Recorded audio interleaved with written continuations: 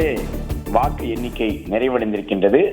தமிழக வெற்றி கழகம் விஜய் தலைமையிலான கட்சி தனிப்பெரும் கட்சியாக வந்திருக்கின்றார்கள்.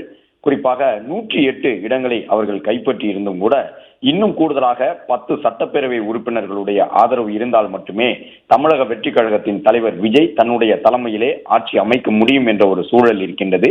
இந்த நிலையில்தான் இதுபோன்று தொங்கு சட்டசபை ஏற்படும் பொழுது ஆளுநர்களுடைய பங்களிப்பு பெரிய அளவில் இருக்கும். இன்னும் சொல்ல போனால் ஆளுநர்கள் ஒத்துழைக்காமல் போனால் ஏதேனும் ஒரு கட்சி தனிப்பெரும்பான்மையாக வந்திருக்கக்கூடிய கட்சி கூட ஆட்சி அமைக்க முடியாத சூழல் எல்லாம் ஏற்பட்டுவிடும். அதன் பிறகு மறுதேர்தல் போன்ற வாய்ப்புகளை தான் கட்சிகள் நாட வேண்டி இருக்கும். இந்த நிலையில் தான் தமிழ்நாட்டினுடைய ஆளுநராக இருக்கக்கூடிய அர்லேக்கர் என்ன நிலைப்பாட்டில் இருக்கின்றார்? விஜயிடமிருந்து அதிகாரப்பூர்வமாக ஆளுநர் மாளிகைக்கு அனுப்பப்பட்டதாக சொல்லப்படக்கூடிய அந்த வேண்டுகோள் கடிதத்திலே, ஆட்சி அமைக்க உரிமை கோரக்கூடிய கடிதத்திலே என்ன அம்சங்கள் இடம்பெற்றிருக்கின்றன என்பது தொடர்பாக தமிழ்நாடு ஆளுநர் ராஜேந்திர அர்லேக்கர் அதிகாரப்பூர்வமாக சில தகவல்களை சொல்லி இருக்கின்றார். ஆங்கில செய்தி தொலைக்காட்சி ஒன்றுக்கு அவர் வழங்கி இருக்கக்கூடிய அந்த தகவலிலே தமிழக வெற்றி கழக தலைவர் விஜய் ஆட்சி அமைக்க உரிமை கோரி தங்களுக்கு கடிதம் அனுப்பியிருப்பது உண்மைதான் என்பதை ஆளுநர் ஒப்புக்கொள்கின்றார். அதாவது ஆளுநர் மாளிகைக்கு தமிழக வெற்றி கழக தலைவர் விஜயிடமிருந்து இமெயில் மூலமாக ஆட்சி அமைக்க உரிமை கோரக்கூடிய ஒரு கடிதம் வந்திருக்கின்றது என்றும், அந்த கடிதத்திலே விஜய் 35 விழுக்காடு அளவிற்கு வாக்குகளை பெற்று தமிழகத்தினுடைய தனிப்பெரும் கட்சியாக தன்னுடைய கட்சி வந்திருக்கின்றது எனவும், எனவே தமிழ்நாட்டினுடைய மிகப்பெரிய கட்சியாக இந்த சட்டப்பேரவை தேர்தலிலே வந்திருக்கக்கூடிய தங்களுக்கு ஆட்சி அமைக்க உரிமை வேண்டும் என்கின்ற ஒரு வேண்டுகோளையும் முன்வைத்திருப்பதாக சொல்லி இருக்கக்கூடிய ஆளுநர் ஒரு கருத்தை முக்கியப்படுத்தி சொல்லுகின்றார். அதாவது எத்தனை சதவீத வாக்குகளை வாங்கி இருக்கின்றார்கள் என்பது எனக்கு முக்கியமல்ல, எனக்கு விதிகளின்படி எத்தனை சட்டப்பேரவை உறுப்பினர்களுடைய ஆதரவு அவர்களுக்கு இருக்கின்றது என்பதுதான் நான் பார்க்கக்கூடிய ஒன்றாக இருக்கும். 118 உறுப்பினர்களுடைய ஆதரவு இருந்தால் அவர் ஆட்சி அமைப்பதற்கு நான் ஒப்புக்கொள்ள முடியும் என்கின்ற ஒரு கருத்தை சொல்லி இருக்கின்றார் தமிழ்நாடு ஆளுநர். அது தேர்தலுக்கு பிந்தைய கூட்டணியின் மூலமாக அவர்களுக்கு கிடைத்தால் கூட எனக்கு கவலை இல்லை. தேர்தலுக்கு முன்பாக அவர்கள் கூட்டணி வைத்தார்களா, யாரோடு கூட்டணி வைத்தார்கள் என்பதெல்லாம் எனக்கு முக்கியமில்லை.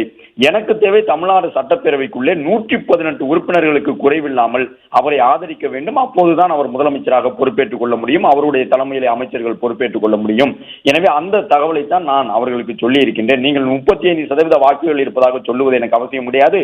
118 உறுப்பினர்களுடைய ஆதரவு உங்கள் வசம் இருக்கின்றதா என்பதை நீங்கள் உறுதி செய்ய வேண்டும் என்ற ஒரு தகவலை சொல்லி இருப்பதாக ஆளுநர் கூறியிருக்கின்றார்.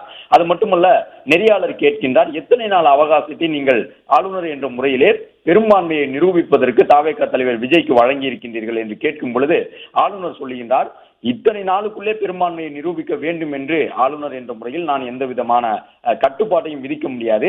ஆனால் மாநிலம் இருக்கக்கூடிய சூழலை பொறுத்து ஒரு குறிப்பிட்ட நாளுக்குள் அவர்கள் பொறுப்பேற்றுக் கொள்ள வேண்டும் என்ற அறிவுறுத்தலை என்னால் வழங்க முடியும். எனவே ஒரு விஜய் வழங்கியிருக்கக்கூடிய கடிதத்திலே கிட்டத்தட்ட ஒரு 15 நாட்கள் வரை தங்களுக்கு அவகாசம் வேண்டும் என்று குறிப்பிட்டிருப்பதாக அவர் சொல்லி இருக்கின்றார். அது மட்டுமல்ல, பெரும்பான்மையை நிரூபிப்பதற்கு அவகாசம் வழங்குவதற்கு நான் தயாராக இருக்கின்றேன் என்றும் சொல்லி இருக்கின்றார். இது அரசியல் சட்டம் கட்சிகளுக்கு வழங்கி இருக்கக்கூடிய உரிமை என்ற ஒரு கருத்தையும் தமிழ்நாட்டினுடைய ஆளுநராக இருக்கக்கூடிய அர்லேக்கர் கூறியிருக்கின்றார் என்பதை பார்க்கின்றோம். அது மட்டுமல்லாமல் விஜய் இந்த கோரிக்கையை முன்வைத்திருக்கக்கூடிய சூழ்நிலையில் அவர் யாரிடமிருந்து வேண்டுமானாலும் ஆதரவு பெறலாம்.